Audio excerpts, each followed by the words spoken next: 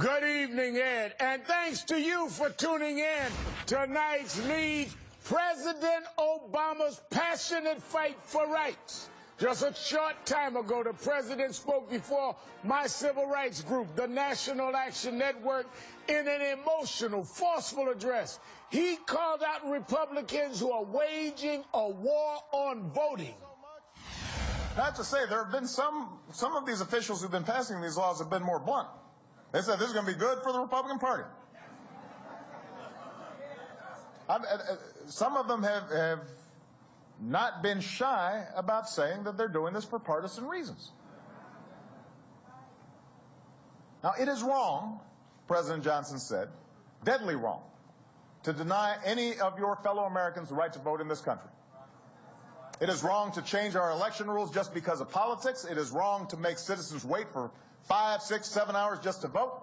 It is wrong to make a senior citizen who no longer has a driver's license jump through hoops and have to pay money just to exercise the rights she has cherished for a lifetime. America did not stand up and did not march and did not sacrifice to gain the right to vote for themselves and for others, only to see it denied to their kids and their grandchildren. Pay attention to this. We have got to pay attention to this, because what we're seeing is a brazen assault on voting rights. Already this year, lawmakers in 19 states have introduced bills to scale back voting rights. In key swing states like Ohio, like Wisconsin, like Colorado, and too many people have marched and fought and died to simply let that happen. Yeah, I've been on this earth 52 years, and so to see the progress we've made is to see my own life and the progression that's happened. You think about Brown versus Board of Education and the Civil Rights Act and the Voting Rights Act and Freedom Summer. And with those anniversaries, we have new reason to remember those who made it possible for us to be here.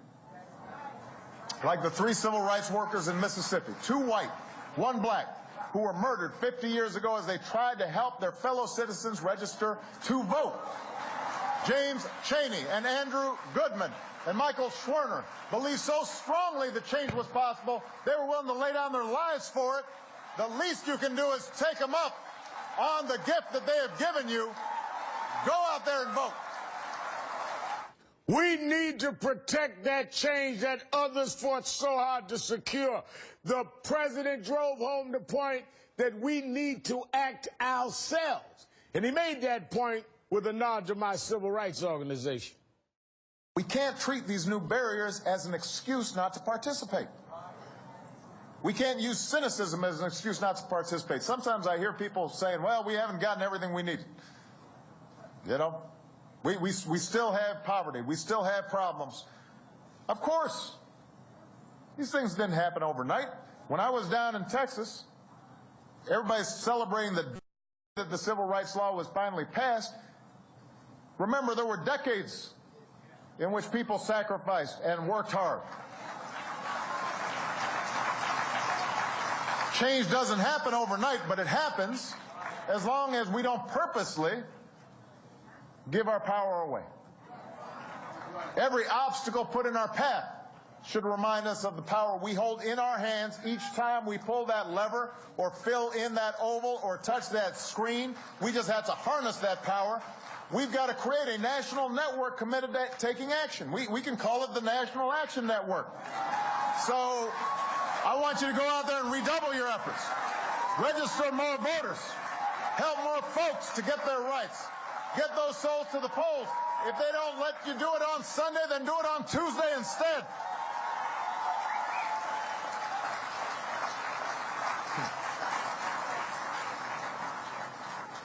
I know it's better going to the polls on Sunday because you go to church, you get a little meal. You got the bus waiting for you. I understand, but you can do it without that if we have to. The president also poked fun at how outlandish some of these voter ID requirements are. In other places, folks may learn that without a document like a passport or a birth certificate, they can't register. About 60% of Americans don't have a passport. Just because you don't have the money to travel abroad doesn't mean you shouldn't be able to vote here at home.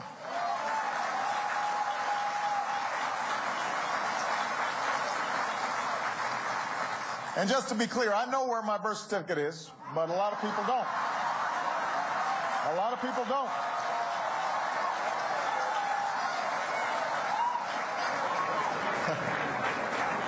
I think it's up on a website somewhere.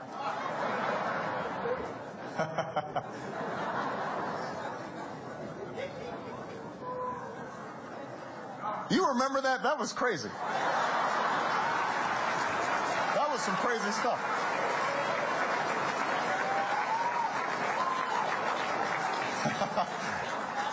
I hadn't thought about that in a while. He's right. Those birth attacks back then were just as ridiculous as the attacks on voting were that we're seeing today. It's time to stand up and make our voices heard. It's time to take action. Joining me now is Congresswoman Gwen, Democrat from Wisconsin, and the Washington Post, E.J. Dionne. Thank you both for coming on the show tonight. Good to be with you, Reverend. It's great being here. Congresswoman, you've seen this voter suppression in your own state. How do we fight back?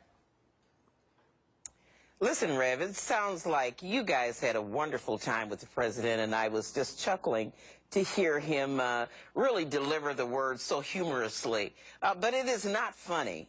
We have been on the battleground here under siege for 2 years with Governor Scott Walker. We have a Supreme Court case, a state Supreme Court case, and a federal case that's on appeal. And Governor Scott Walker has said that if they don't reverse their ruling that that these voting right IDs were unconstitutional, that he would in fact call the legislature back in a special session to tweak his voter ID law, because as far as he was concerned, it was the most pressing issue in the state. Wow. And that is a direct quote. Not health care, because he didn't take the Medicaid funding, not high unemployment or, you know, what hunger among children, but getting his voter ID law in place before November. Now, E.J., so when you hear that, the most pressing thing in this state, and you hear the president today talking about how some intentionally are trying to do things that would hurt the vote because they feel it's good for their partisan reasons. For example, he hit the Republicans saying they want to attract voters, all while restricting the right to vote. Take a listen to this. This recent effort to restrict the vote has not been led by both parties. It's been led by the Republican Party. And in fairness, it's not just Democrats who are concerned. You know, you had one Republican state legislator point out, and I'm quoting here, making it more difficult for people to vote is not a good sign for a party that wants to attract more people. I don't want folks changing the rules to try to restrict people's access to the ballot. And I think responsible people, regardless of your party affiliation, should agree with that. If your strategy depends on having fewer people show up to vote, that's not a sign of strength. That's a sign of weakness. So, E.J., he says it's a sign of weakness. It seemed today that he's all in fighting for what many of us have been raising, and his own Justice Department has been raising on these methods of voter suppression. Well, I think he was all in today in two respects. One is on the issue itself and fighting these laws, but the other is that he was all in making a case that you cannot allow these efforts to suppress your vote, to keep you from voting. He said, as long as we don't purposely give our power away. He said, if they don't let you vote on Sunday, do it on Tuesday. Now, looking at the Wisconsin case, maybe this is the most pressing issue to Governor Walker because it's the most pressing issue to his re-election. But I have not seen an election, I think in my lifetime, where there was so much focus on turning out voters this early. I think Democrats are very aware that they lost in 2010 in part because their voters didn't show up. And I think what President Obama was doing is something that happened in 2012, which is when somebody threatens a right that you treasure, you make absolutely sure you exercise it. So I stood in line for about 2.5 hours at early voting in Maryland, which was not a swing state, because people were so determined to exercise their right to vote in 2012. And that's what a lot of people are saying, Congresswoman Moore, because as the president said today, they keep making false claims of voter fraud in order to justify these new laws. And I think people need to understand we're not against following the law, but to change the law on false claims is what many of us are saying, wait a minute, this is a situation that is unnecessary. It's a solution looking for a problem rather than a problem in need of a solution. President pointed it out this way. Watch this.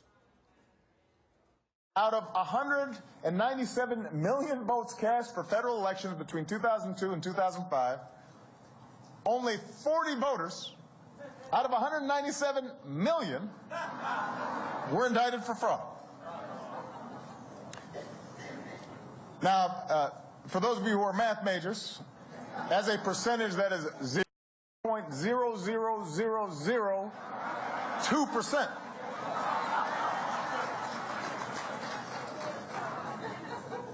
That's not a lot. So let's be clear. The real voter fraud is people who try to deny our rights by making bogus arguments about voter fraud. The real voter fraud is those making bogus arguments. Is there voter fraud in Wisconsin, Congresswoman, to the degree the governor said this is the most important thing he wants this session? It's the most pressing problem. Of course not, Reverend Al. And in fact, I have lost count of the numbers of legislative initiatives that they have put in law on a daily basis to stop us from voting. Not just ending much of the weekend voting and souls to polls, but shortening the hours at which we can vote, guaranteeing that there will be long lines if we turn out in Milwaukee. But to your point, your question earlier, Reverend Sharpton, what can we do? I am so grateful to you and the National Action Network and groups like that who have remained vigilant, because getting on the ground, educating people, letting them know that that billionaires are spending millions of dollars to suppress their vote, that they are as powerful as these people if they band together. Because as an old African proverb said, Rev, together the ants eat the elephant. Well, let me ask you this, EJ, because as we fight for this, we're not telling people how to vote, we're protecting their vote. Let me read this quote to you. It says, and I'm reading a quote, "For this nation to remain true to its principles, we cannot allow any American's vote to be denied, diluted, or defiled. The right to vote is the crown jewel of American liberties, and we will not see its luster diminished." The quote came, EJ, from President Ronald Reagan. And it was true when Reagan said it then, and it's true when you have those that claim his name that are doing things that would dilute that vote, to use his term.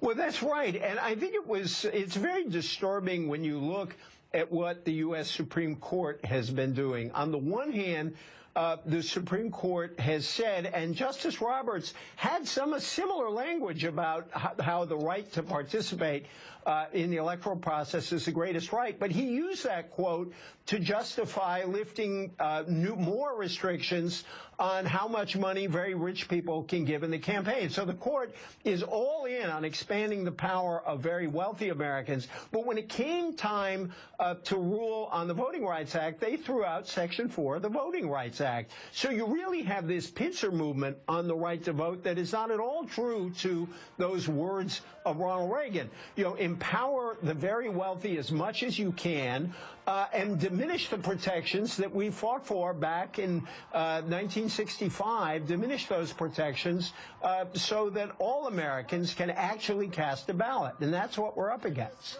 Congresswoman, the fight in the courts, the fight in the streets, but the president also says while we're fighting, we've got to be prepared to vote no matter what. We cannot allow the impediments to be in any way aided and abetted by our not voting ourselves.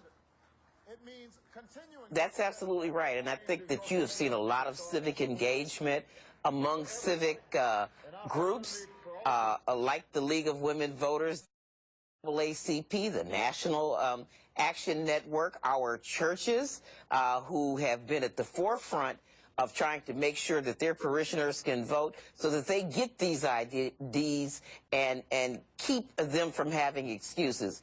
And literally, it brought tears to my eyes at the polls here in Milwaukee to see younger people allowing disabled and elderly people to get in front of them and skip them in line to vote, and seeing elderly people saying, hey, I'm not going anywhere. I brought my lunch.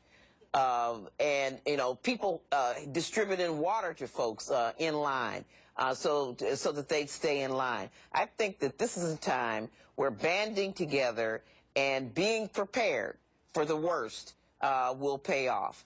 I've got a really good feeling, as EJ said, you know, that we haven't seen this much preparation for a November election this on an off year out this far in a long time. Yeah. And so I think that there's a mighty battle coming. All right, I'm going to have to leave it there. Congresswoman Gwen and EJ Dionne, thank you for your time this evening. Have a great weekend. And you too, Reverend. And thank you, Reverend.